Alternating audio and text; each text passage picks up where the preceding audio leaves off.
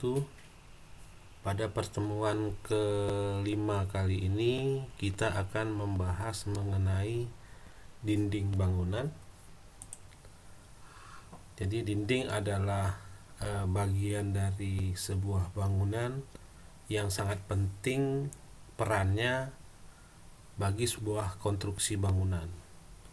Dinding membentuk dan melindungi isi bangunan baik dari segi konstruksi maupun penampilan artistik dari bangunan. Ditinjau dari fungsi dinding sebagai pemikul beban, dinding dibedakan atas dinding struktural dan dinding non struktural.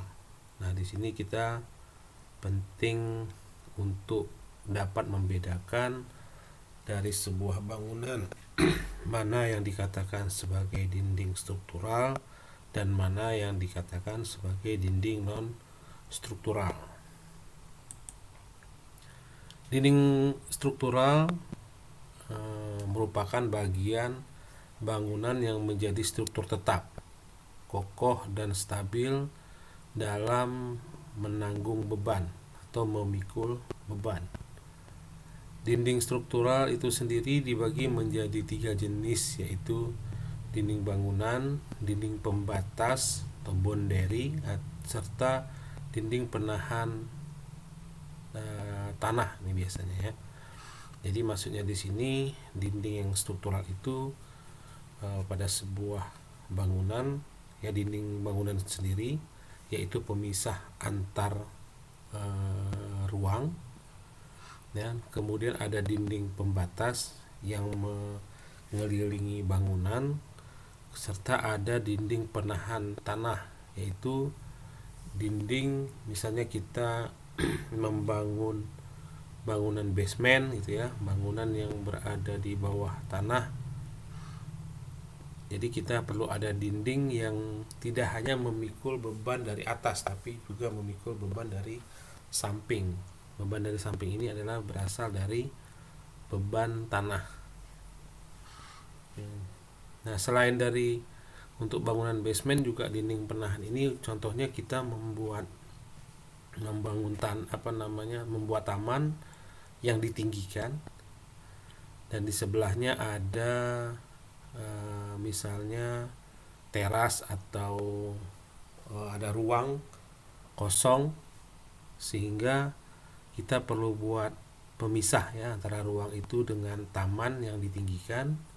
Nah, di sini dinding yang dibuat adalah dinding penahan tanah. Konstruksinya juga akan sangat berbeda karena beban yang dipikul akan sangat berbeda dengan beban pada dinding bangunan. Berikutnya, jika sebuah dinding struktural memikul beban ditinjau dari bahan dan persyaratannya. Ya, di sini terdiri dari batu alam. Jadi dinding struktural untuk batu alam itu tebal minimumnya adalah 30 cm. Kemudian batu-batuan minimum 1 batu ukurannya.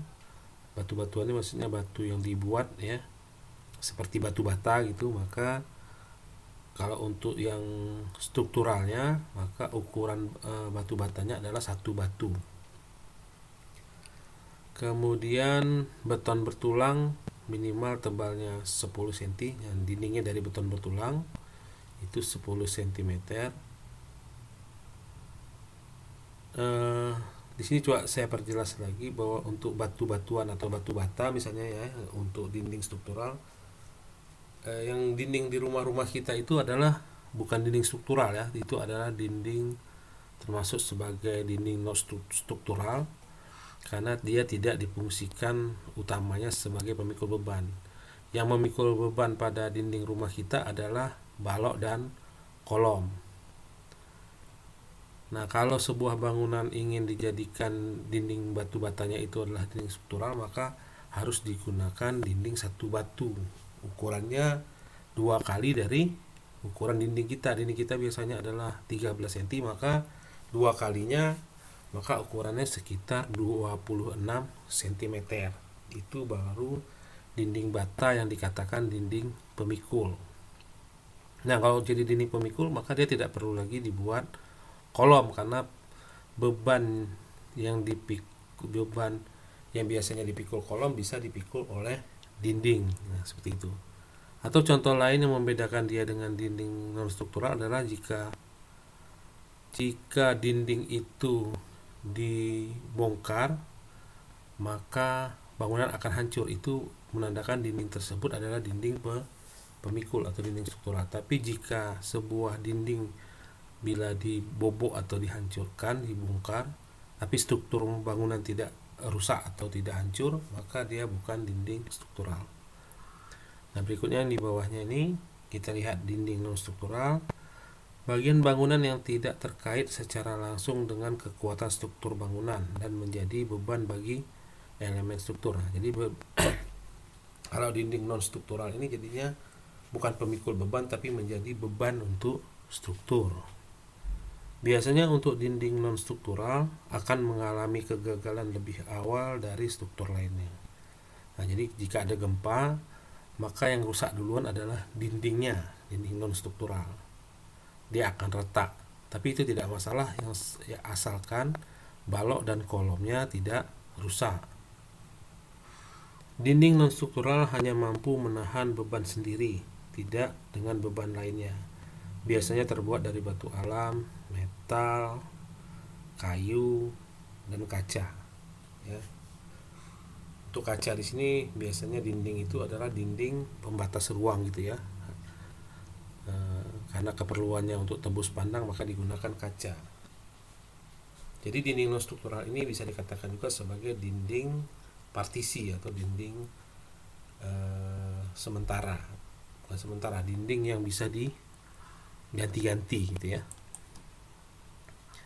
Ditinjau dari bahan mentah yang dipakai, dinding bangunan dapat dibedakan atas pertama batu cetak atau batu kapur.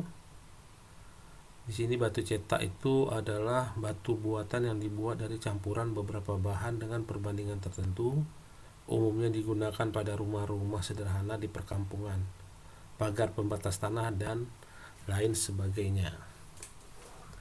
Kedua adalah bata selkon atau hebel. Ini adalah bata ringan ya. Terbuat dari pasir silika, harga lebih mahal daripada batu bata. Ukuran umumnya adalah 10 kali 19 kali 59. Jadi ukurannya lebih besar. Kalau bata biasa ukurannya tebalnya 5 cm, lebar 10, panjang 20, sekitar seperti itu. Nah, di sini untuk hebel dia jauh lebih besar ya, hampir 60 cm lebarnya. Walaupun dia biayanya mahal, tapi secara keseluruhan konstruksi nanti akan bisa lebih murah. Kenapa? Karena bobot material ini adalah sangat ringan, sehingga waktu pengerjaan bisa lebih cepat, jadi ongkos tukang bisa lebih murah. Kemudian dikerjakannya juga dengan mudah karena bisa dipotong pakai gergaji ya. Dan untuk daerah gempa dia bagus karena bebannya ringan. Dengan beban yang ringan tentu nanti balok yang dibuat juga tidak perlu terlalu kuat, termasuk tiangnya. Begitu juga dengan pondasinya, karena beban yang dipikul sedikit, tentu pondasi yang kita buat juga tidak perlu terlalu kuat ya, terlalu besar. Jadi kita bisa hemat di elemen-elemen struktur lainnya. Walaupun dia harga per meter perseginya lebih mahal dari bata, tapi untuk keseluruhan konstruksi dia akan jauh lebih murah. Berikutnya adalah dinding partisi. Bahan yang dipakai umumnya terdiri dari lembaran multiplex atau papan gipsum dengan ketebalan 9 sampai dengan 12 mili. Yang keempat adalah batako dan blok beton. Batako atau blok beton adalah batu buatan yang dibuat dari campuran bahan mentah, yaitu teras tambah kapur tambah pasir dengan perbandingan tertentu. Blok beton adalah batu buatan yang dibuat dari campuran bahan mentah,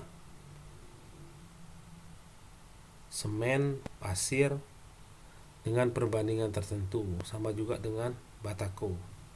Blok beton ini juga dibuat berlubang. Dibuat berlubang agar tujuannya agar dia menjadi lebih ringan dan tidak menggunakan bahan yang banyak, jadi hemat di bahan. Yang kelima adalah batu bata. Pada umumnya merupakan bentuknya di sini adalah prisma tegak atau balok dengan penampang 4 persegi panjang. Ada juga batu bata yang berlubang-lubang. Batu bata semacam ini kebanyakan digunakan untuk pasangan dinding peredam suara. Jadi secara prinsip untuk sebuah dinding, bila ada rongga udara di dalam dinding itu akan menjadi lebih kedap suara daripada yang utuh, karena adanya rongga menghambat suara untuk tersalurkan ke ruangan sebelahnya. Jadi jika ada ruangan kita membangun dinding dengan menggunakan satu batu bata dan satu lagi menggunakan batako, maka ruangan yang akan kedap suara adalah ruangan batako, ya, daripada ruangan yang menggunakan dinding batu bata. Berikutnya, ukuran batu bata di berbagai tempat dan daerah tidak sama besarnya. Hal ini disebabkan karena belum adanya keseragaman ukuran dan teknik pengolahannya. Ukuran batu bata umumnya berkisar 22 kali 10,5 kali 4,8 cm atau panjang 22, lebar 10,5 dan tinggi 4,8 cm, sampai dengan ukuran panjang 24 kali lebar 11,5 dengan tinggi 5,5. Jadi variasinya di antara itu. Kalau di Aceh kita jumpai ukurannya adalah tebalnya 5 cm, ya, biasanya panjang lebarnya 10 cm dengan panjangnya 20 cm. Hampir seperti itu ukurannya.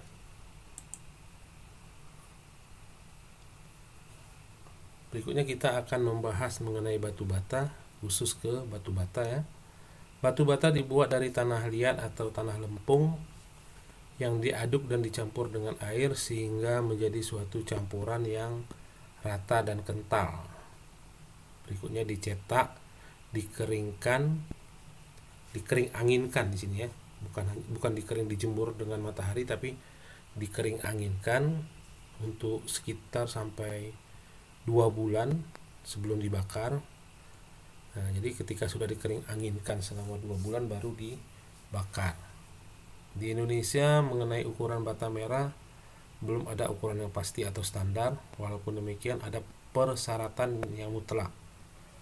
Jadi ketentuan untuk membuat sebuah batu bata, panjang batu bata itu harus sama dengan 2 kali lebar bata ditambah dengan 1 tebal lapisan perekat vertikal. Jadi ada spesi di antaranya, itu sebagai ukurannya. Kemudian lebar batu bata adalah 2 kali tebal bata ditambah 1 tebal lapisan perekat mendatar, ya. Jadi syarat untuk sebuah pasang bata adalah seperti itu. Jadi panjang itu ditentukan terhadap lebar dan lebar itu ditentukan terhadap tebal bata. Jadi tebal bata ini yang akan kita atur awalnya, ya. Berapa mau tebalnya, nanti lebar dan panjangnya otomatis mengikuti. Nah, di dalam istilah untuk ukuran batu bata ini ada beberapa istilah yang digunakan. Panjang batu bata itu disebut bujur atau strike. Lebar atau sama dengan kepala itu disebut dengan kop. Dan ada tebal. Nah, bata utuh itu sama dengan bujur atau sama dengan 2 kepala tambah 1 siar tegak. Ini seperti peraturan yang sebelumnya, ya. Kemudian yang disebut dengan 3/4 bata adalah seperti gambar di samping. Jadi ada sebuah batu bata dipotong seperempatnya, itu adalah 3/4. Istilahnya adalah 3 klesor. Nah, untuk batu bata yang setengah bata itu istilahnya adalah kop, sama dengan lebar dari batu bata. Ini setengah bata istilahnya adalah kop. Untuk seperempat bata istilahnya adalah klesor. Bata yang dipotong di bawah sudut sembarangan kita sebut dengan bata utuh terpancung. Kemudian ada setengah bata, ya, yang maksudnya setengah dari lebar batanya kita sebut dengan klesor. Sedangkan setengah bata yang mendatar sesuai dengan tebalnya itu keping. Ya, istilah-istilah yang digunakan untuk batu bata. Batu bata disusun menggunakan adukan atau spesi. Adukan ini terdiri dari campuran agregat dengan perbandingan campuran isi. Biasanya bukan ini ya. Adapun campuran yang digunakan tergantung ketersediaan bahan campuran yang ada di daerah masing-masing, maka dapat bervariasi, yaitu ini ada beberapa contoh campuran yang digunakan untuk spesi. Ada yang pertama adalah 1 kapur tambah 1 semen merah tambah 2 pasir. Ada yang berikutnya adalah 1 kapur ditambah 3 teras, 1 kapur 1 potlan semen atau PC ditambah dengan 4 pasir. Ada 1 PC ditambah dengan 1 teras ditambah lagi dengan 3 pasir. Di daerah kita di Aceh, kita biasanya untuk spesi batu bata kita menggunakan 1 semen 4 pasir. Itu untuk yang pasangan biasa, tapi untuk teras ram kita menggunakan 1 semen berbanding dengan 2 pasir untuk yang kedap airnya. Pada penyusunan batu bata ini ada 3 istilah bentuk pemasangan adukan, yaitu arah vertikal disebut dengan siar. Jadi cara meletakkan spesinya, kalau dia arahnya vertikal disebut siar tegak. Kemudian kalau arah memanjang disebut siar bujur atau siar mendatar. Kemudian yang berikutnya adalah yang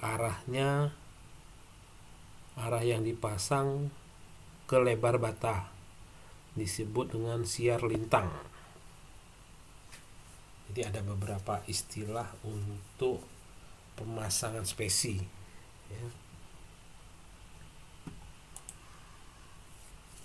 Selanjutnya kita akan membahas mengenai peraturan hubungan dinding batu bata. Untuk mendapatkan dinding yang kuat, hubungan batu bata harus memenuhi syarat-syarat sebagai berikut. Yang pertama adalah hubungan batu bata harus dibuat sesederhana mungkin, yaitu lapisannya terdiri atas 2 macam lapisan saja, yaitu lapisan melintang dan lapisan membujur, atau lapisan kop dan strake. Yang kedua, jangan menggunakan ukuran bata yang besarnya kurang dari setengah bata. Yang ketiga, siar tegak tidak boleh dibuat terus-menerus sehingga merupakan satu garis. Nah, jadi dalam penyusunan bata itu harus selang-seling, ya. Jadi ada zigzag dia antara siar tegak, siar datar, siar tegak gitu ya. Tidak boleh siar tegaknya lurus karena nanti akan mudah terbelah dindingnya karena kurang mengikat antar bata dengan bata. Sama seperti kita memasang untuk pondasi batu kali, dia juga tidak boleh diletakkan sejajar harus berselang-seling posisinya.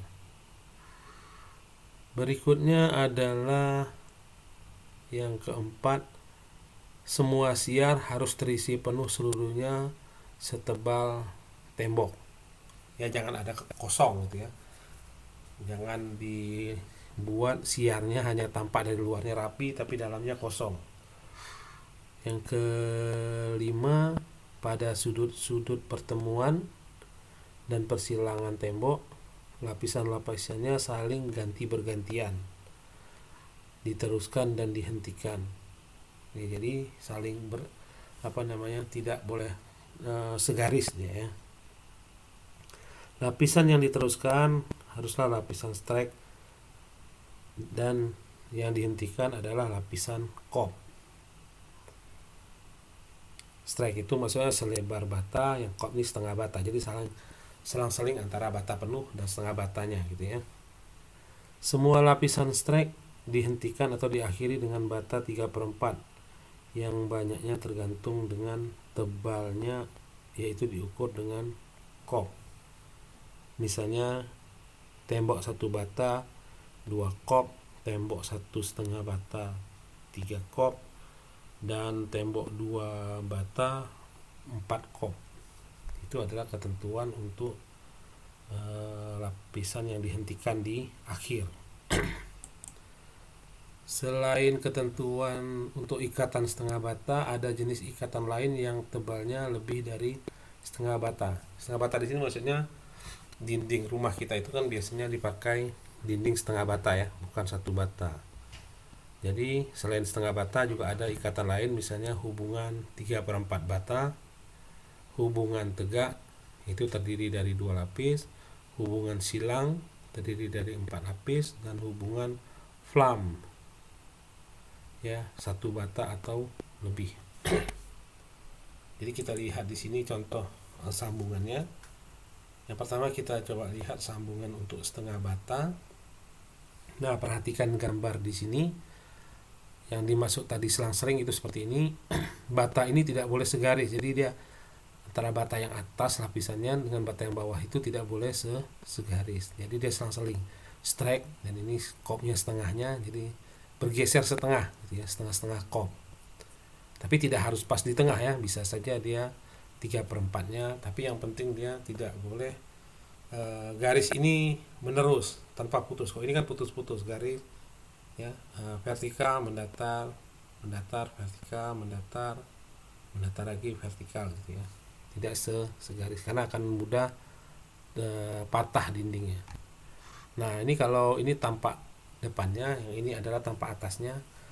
Untuk lapisan 1 seperti ini dibuat, kemudian lapisan keduanya ya dibuat seperti ini, tidak sama ya, jadi ada lapisan yang berbeda. Nah, kalau kita pindah ke sebelah kanan, ini kalau kita buat untuk pertemuan sudut, maka posisi lapisan satunya seperti ini, 2 bata, di sini 3. Tapi untuk lapisan keduanya diganti, yang ini 3 bata. Oh, ini bukan 3 bata, kalau di sini ini ya 2 bata setengah gitu ya, 2 bata setengah.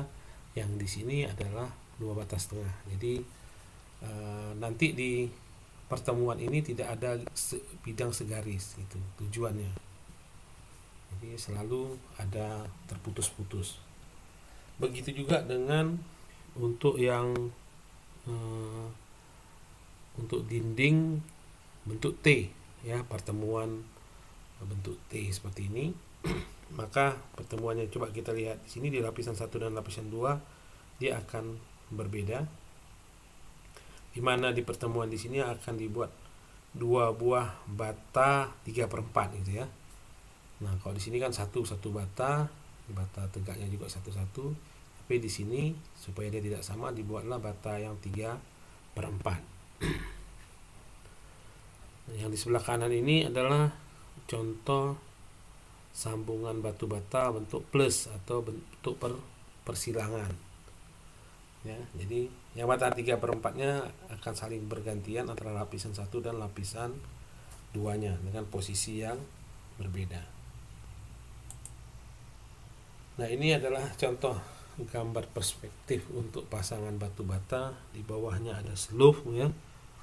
Nah, ini bata ini coba dilihat seperti ini. Jadi kalau dia dibuatnya tidak sejajar, jadi seperti bergerigi gini ya untuk menyambungnya. Jadi akan cukup kuat agar dinding bata bisa tidak mudah terbelah gitu ya. Dan beban, kalau ada beban dari atas misalnya, dia akan terdistribusi secara merata. Dan ini adalah gambar perspektif untuk sambungan sudut. Ini dia diperhatikan di sini antara lapisan satu dan lapisan kedua berbeda gitu ya letaknya. Yang penting prinsip di sini tidak boleh segaris, harus berserang-seling. Nah, ini contoh alternatif yang lain selain yang model di atas. Dia menggunakan bata 3/4 untuk sambungan sudutnya. Nah, posisi 3/4-nya ini juga saling bertukaran. Coba lihat di sini. Di sini akan berbeda kalau ini setengah dari bata dipasangnya. Ini juga boleh 3/4 ya. Jadi dipasangnya. Nah, jadi bentuknya tidak monoton seperti ini misalnya. Kita ingin menampilkan pasangan bata yang berbeda. Ini masih dibenarkan, yang penting tidak segaris. Ya, prinsipnya di situ. Nah, ini adalah sambungan bata untuk tebal 3/4. Jadi di sini dipasang batu bata ya, lebar satu batu bata ditambah dengan satu buah ketebalannya gitu ya. Jadi hitungannya adalah 3/4. Tapi kalau 2 bata itu ukuran satu dinding satu bata jadinya ya. Jadi kalau bentuk seperti ini ada 4 lapisan di sini, di mana lapisan pertama bentuknya seperti ini. Ini letaknya di atas ya. Ini lapisan satunya di sini.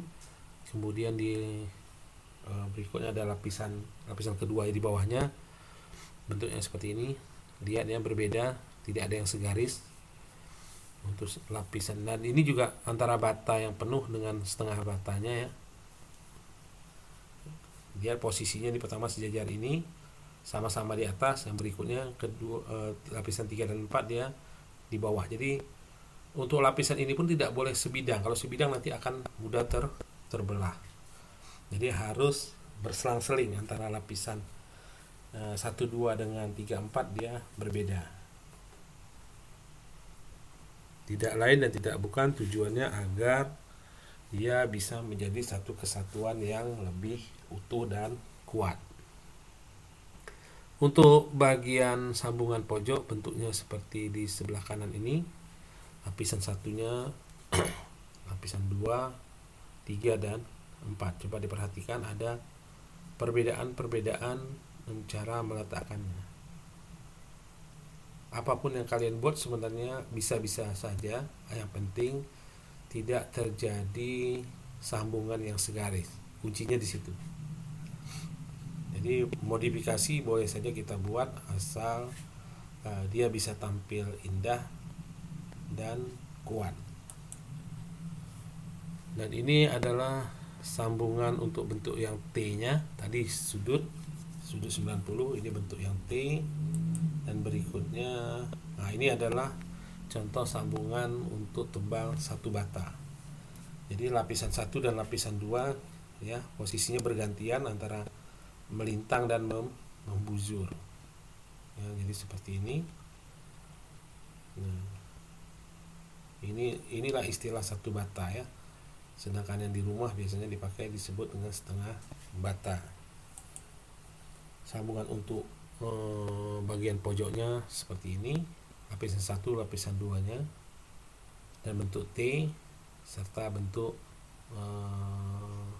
X atau bentuk silang ya. Ya, berikutnya kita melihat sambungan setengah bata untuk lubang dinding. Jadi kalau kita buat dinding atau kusen pintu misalnya ya. Nah, di sini pasangan bata di atas kusen tidak boleh seperti ini ya. Tidak boleh pasangan seperti biasa, tapi harus dibuat tegak seperti ini agar beban dari bata ini tidak terpikul oleh kusen. Karena kusen kita desain bukan untuk memikul beban. Tapi lebih baik lagi kalau kita buat di atas kusen ini adalah balok beton bertulang. Tapi kalau tidak dibuat dengan beton bertulang masih diperbolehkan, yaitu dengan menggunakan pasangan bata seperti ini. Ya, batanya tegak. Nah, dengan seperti ini dia walaupun misalnya di sini kita buat lubang tanpa kusen ini tidak mudah runtuh gitu ya, masih cukup kuat. Tapi akan lebih kuat lagi jika kita menggunakan di sini balok beton bertulang. Nah, contoh yang terbaik sebenarnya kalau kita tidak menggunakan beton bertulang adalah bentuk pelengkung seperti ini. Bentuk pelengkung ini kalau dari zaman-zaman Romawi ini sudah diterapkan agar bisa didapatkan bentang bangunan yang besar ya, tanpa tiang. Jadi beban ini kalau dipikul bata ini membebani batu bata ini, dia akan beban itu akan terdistribusi ke kiri dan ke kanan. Ya, jadi jika dibandingkan dengan gambar sebelumnya ini akan jauh lebih baik. Nah, ini adalah mal untuk membuat bentuk seperti ini. Kan kita pasang mal dulu baru kita pasang batu batanya agar pasangan batanya bentuknya menjadi bagus gitu ya. Nah, ini seperti ini yang terbaik. Berikutnya adalah kita coba membahas mengenai dinding bata Hebel atau Silkon. Hebel ini sebenarnya merek ya. Ya, biasa bata ini sebut bata ringan atau ya bata ringan lah, karena dia bobotnya yang ringan, dimana campurannya selain menggunakan semen dan pasir, dia menggunakan busa agar di dalam bata ini banyak rongga-rongga udaranya. Jadi prinsipnya sama seperti kita melihat batu di alam itu adalah batu gunung dengan batu apung. Batu apung adalah batu yang di dalamnya banyak rongga-rongga udara. Nah, Hebel ini adalah prinsipnya seperti batu apung. Tapi kalau batu apung itu kan alami ya, yang ini adalah buatan. Dinding bata Hebel atau Silkon adalah bahan bangunan yang terbuat dari pasir silika. Bata jenis ini harganya lebih mahal, kurang lebih 16,5% lebih mahal dari bata merah. Dinding jenis ini sering digunakan pada rumah-rumah mewah, hotel, apartemen, monumen, dan gedung-gedung mewah lainnya. Kemudian kelebihan yang dimiliki dinding ini adalah cepatnya proses pemasangan. Dia karena ringan, jadi tukang akan lebih mudah mengangkatnya dan mengerjakannya, yaitu mudah dalam memotong karena hanya menggunakan gergaji. Bahannya tahan api dan air serta kedap suara. Nah, material ini kedap suara karena dia ada rongga-rongga udara di dalam bata Hebel ini, sehingga suara tidak mudah dirambatkan. Contoh mengapa dia bisa lebih kedap suara, contohnya adalah kita bandingkan besi dengan kayu ya. Kalau kita kayu itu kan rongga udaranya lebih besar dari jika kita bandingkan dengan, atau lebih padat daripada lebih kosong daripada baja misalnya ya. Baja itu kan material yang lebih padat. Nah, kalau pada baja kita ketok di ujung sebuah besi, maka suara itu akan mudah terambat lebih cepat jika kita bandingkan dengan kayu. Nah, jadi material yang padat itu akan lebih mudah merambatkan suara jika dibandingkan dengan yang kosong atau yang kopong gitu ya, yang berongga-rongga udara. Sehingga untuk dinding yang menggunakan bahan mengandung banyak rongga-rongga udara di dalamnya, maka dinding tersebut bisa menjadi peredam suara. Demikian juga untuk ruangan-ruangan akustik ya. Kalau ruangan akustik biasanya kita membuat dinding itu kedap suara itu dengan menggunakan seperti wall gitu ya, karpet yang banyak rongga udara di sisi di bahan pembentuknya. dia bisa menggunakan busa, gabus ya sebagai pelapisnya, sehingga dia tidak merambatkan suara ke luar.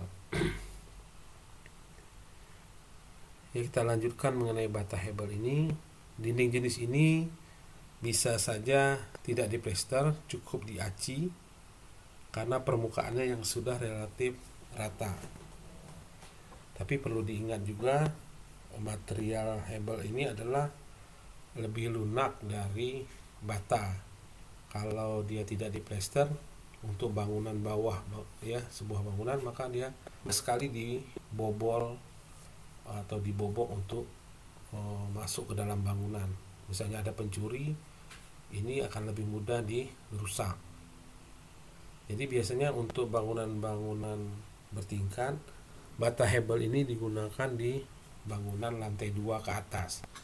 Sedangkan lantai bawah biasanya menggunakan dinding batu bata biasa, karena faktor keamanannya jauh lebih aman jika kita bandingkan dengan yang bata hebel yang bisa dibobol dengan mudah karena dia tidak kuat. Nah, di sini adalah contoh dari bata hebel. Untuk poinnya kita bisa memotongnya dengan menggunakan gergaji ya. Jadi lebih mudah karena dia lebih seperti gabus gitu ya, mudah dipotong.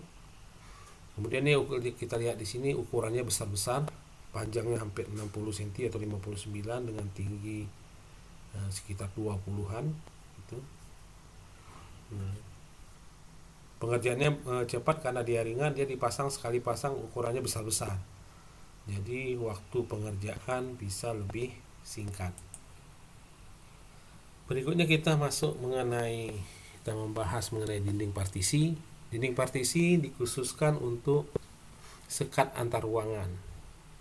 Dinding partisi di sini yang dimaksud adalah dinding yang menggunakan bahan lembaran ya, seperti triplek, GRC, PVC gitu ya.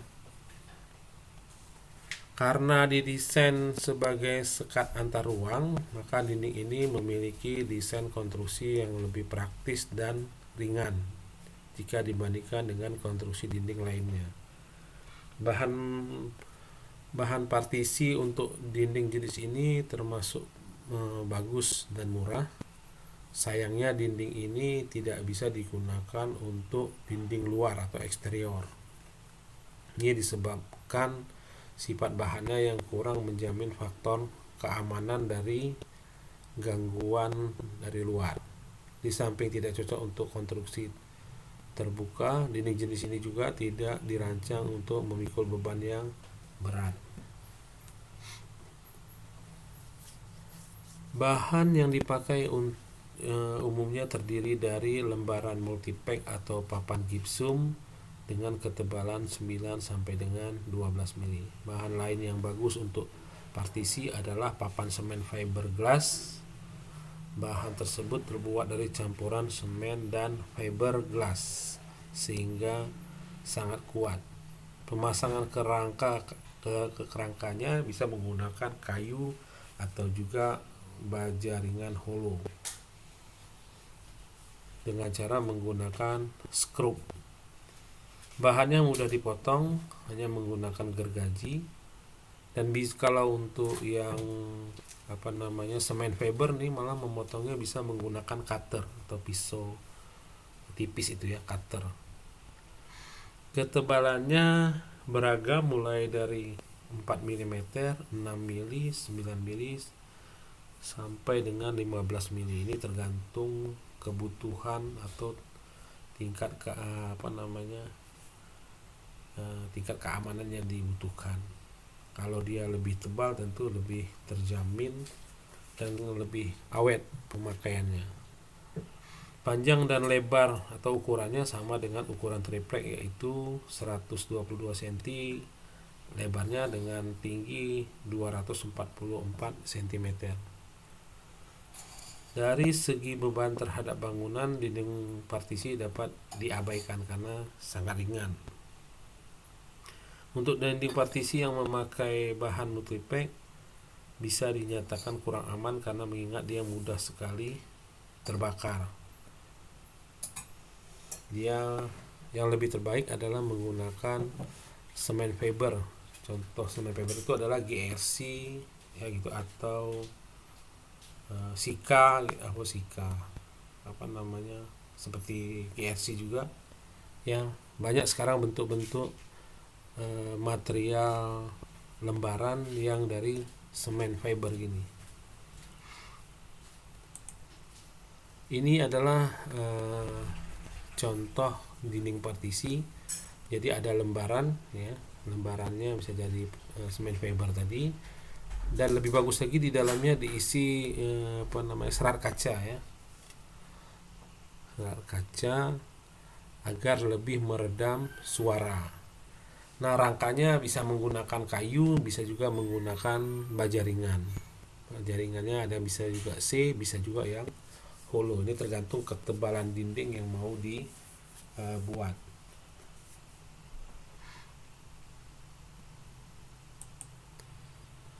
Kemudian dinding batako. Untuk dinding batako ini merupakan batu buatan yang pembuatannya tidak dibakar. Kalau batu bata itu dibakar, kalau batako karena dia menggunakan campuran semen dan pasir, jadi dia tidak perlu dibakar. Dia bisa merekat dengan sendirinya dan kering, tapi dia membutuhkan waktu pengikatan ya. Bahannya terdiri dari semen dan pasir. Pemakaiannya lebih hemat dalam beberapa segi, misalnya per meter luas tembok lebih sedikit jumlah batu yang dibutuhkan karena ukuran batako ini lebih besar daripada batu bata ya, sehingga jumlahnya akan lebih kecil, sehingga secara jumlah bahan terdapat penghematan. Terdapat pula penghematan dalam pemakaian adukan semen hingga 75% karena dia besar. Semen untuk spesinya juga lebih sedikit. Berat dinding lebih ringan hingga 50% karena ada rongga udara di dalam dinding batako. Dengan demikian juga dengan beban yang ringan tentu pondasi juga bisa dikurangi ukurannya.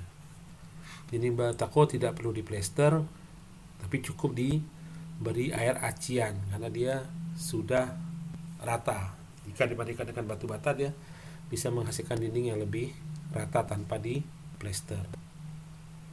Batu batako dapat dibuat dengan mudah dengan alat-alat atau mesin yang sederhana dan tidak perlu dibakar.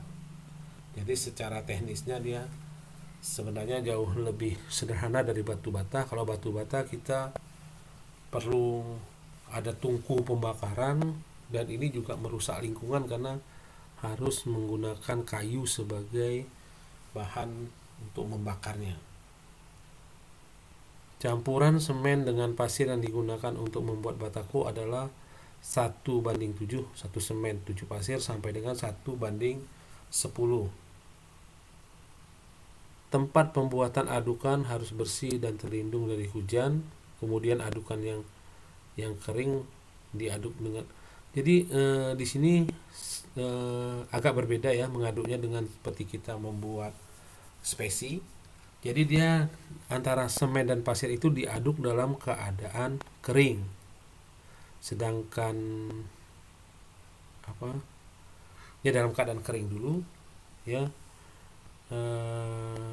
Berikutnya nanti ditambahkan air sedikit-sedikit. Dia tidak boleh terlalu basah, dia hanya cukup lembab saja ya. Jadi kadarnya itu kalau untuk memastikan kadar airnya cukup apa tidak, yaitu di sini kita buat sebuah bola-bola ya, dari adukan kita kepal-kepal hingga jadi bola-bola yang digenggam pada telapak tangan. Apabila bola adukan dijatuhkan hanya sedikit berubah bentuk ya, maka kandungan air dalam adukan itu terlalu banyak, jadi masih utuh ya ini bentuknya.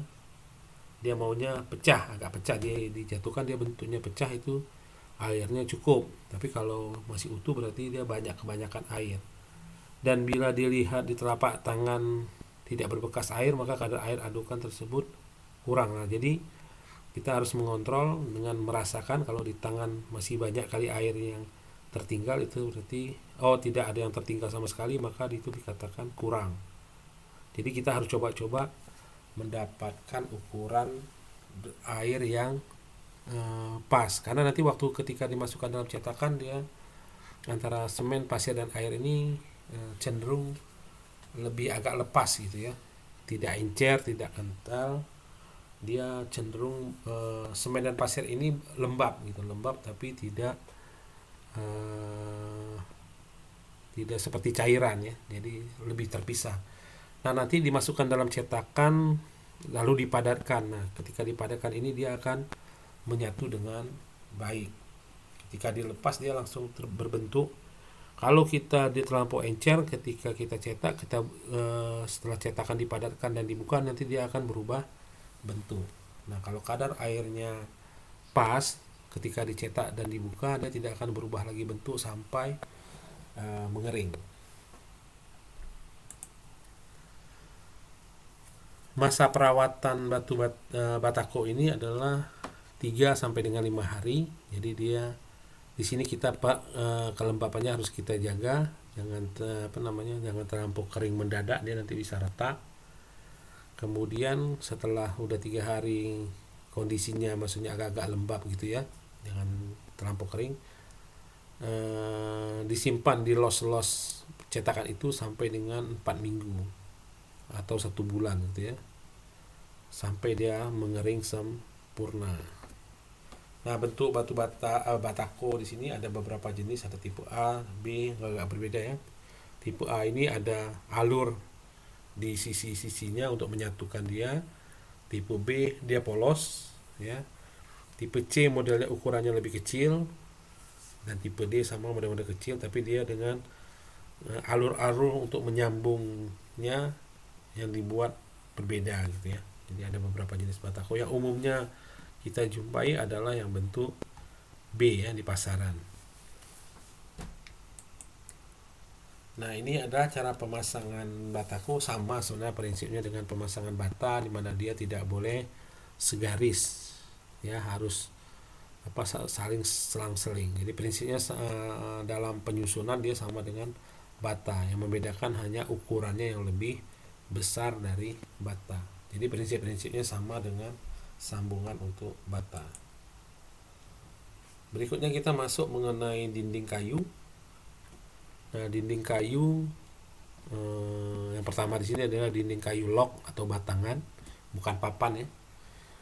Konstruksinya seperti ini, umumnya ditemukan pada rumah-rumah tradisional di Eropa Timur. Jadi zaman dulu ketika belum ada teknologi gergaji ya, gergaji benso, yaitu yang bisa memotong kayu menjadi lembaran papan. Jadi digunakanlah kayu-kayu batang pohon yang utuh tapi ditipiskan dengan kampak gitu ya. Jadi dibentuk sedikit dengan kampak untuk bisa dijadikan dia sebuah dinding. Nah, seperti ini. Jadi susunannya dibuat beri coakan dan dihubungkan agar saling menyatu. Kemudian dinding papan. Nah, ini yang biasa sekarang kita gunakan pada rumah-rumah arsitektur tradisional kita ya. Dinding papan ini, papan digunakan untuk dinding eksterior maupun interior dengan sistem pemasangan horizontal dan vertikal. Konstruksi papan dipaku atau di skrup, jadi boleh pakai paku, boleh pakai skrup, tapi umumnya digunakan paku ya, karena pakai skrup akan lama mengerjakannya ya. Jadi seperti gambar di bawah ini. Jadi cara pasangnya ada yang model pakai jarang seperti ini ya, ada yang untuk mencegah adanya rongga yang bisa melihat ke dalam bangunan, maka dibuatlah penutup seperti ini pakai elat lagi ya. Ada juga yang menggunakan sistem lidah di sini ya. Jadi ada coakan sehingga dia tertutup, saling menutupi. Nah, ini bisa juga seperti yang ini Yang termudah adalah bentuk yang samping kanan ini, dia menggunakan bentuknya miring ya, jadi saling menutupi. Nah, kayu ini kan eh, kelemahannya adalah mudah muai dan susut. Jadi ketika dia hujan dia memuai, ketika musim panas dia menyusut. Seperti pintu ya. Kita mungkin sering mengalami pintu ketika musim hujan susah dibuka karena terlampau rapat, dan ketika musim kemarau terlampau longgar ya. Jadi untuk mencegah adanya selah yang terbentuk antara dua papan, maka harus dipasang untuk dinding ya, pasang miring seperti ini atau diberi alur di dalamnya.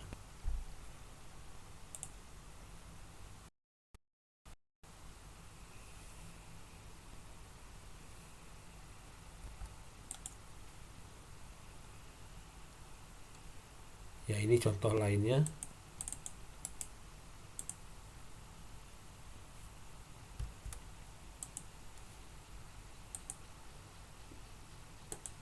Ya, berikutnya ya ternyata sudah habis.